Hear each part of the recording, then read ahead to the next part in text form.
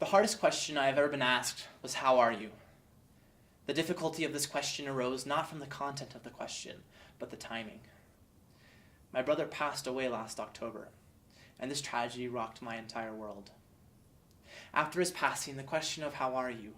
turned from a simple inquiry to a loaded question. In the past, I would say "I'm good" or "I'm great," but I was neither of those things. In fact, I was quite the opposite.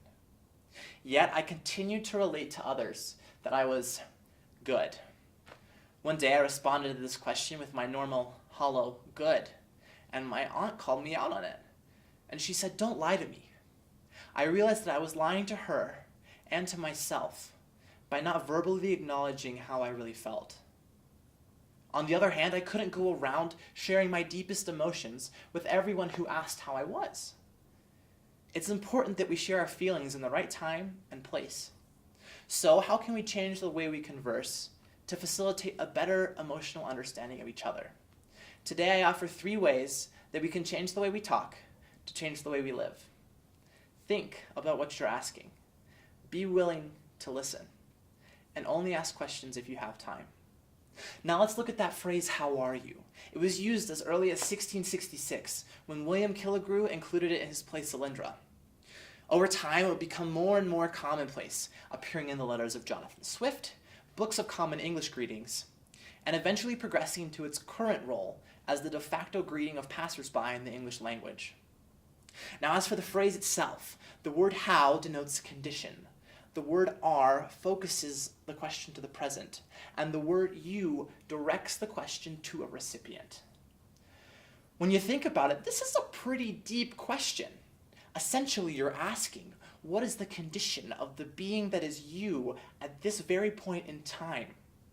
Yet we throw this question around left and right. We play this game of vocal hot potato, where I pass it to you, you pass it back, and I pass it to someone else before I hold on to it for too long. When you ask someone, "How are you?" they are entitled to give an authentic response, but before they can, you both have moved on. This brings me to my next point. Be willing to listen. The Topical Guide for the Bible directs the reader to search under the heading of Understanding for more information about listening. This parallel is no coincidence. Io Tillett Wright stated that familiarity is the gateway drug to empathy. I believe that listening is the best way to become familiar with something. As we listen, we will gain a better understanding of other people and their desires, and we will develop empathy.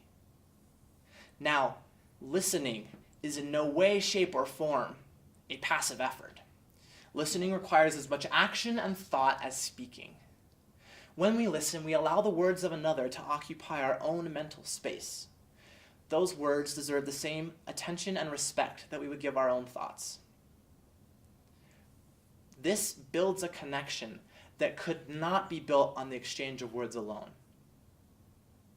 I challenge you to actively listen and to let others know of your willingness. When you ask someone, "How are you?" let them know that you are genuinely interested in what they have to say. I know for a fact the intangible value of an open and friendly ear. Finally, I have a somewhat radical idea. Let's stop asking each other questions when we pass each other on the street. You only see someone for a brief moment when you pass them. So why not use phrases or greetings that show your love, but don't require thoughtful responses? Let's bring back some phrases from the past, like "how hops it" to say "how's it going?" or "salutations" or "howdy," just to let them know that you acknowledge their presence. By taking these deep questions out of the brief moments, we can allow others to give an authentic response and continue the conversation. In conclusion, the words I've said today are not going to change how we have spoken our entire lives. I hope, however, that what I have said will make you think about what you're doing when you converse. Think about what you're asking. Be willing to listen and let others know of your willingness. And only ask questions if you have time to listen.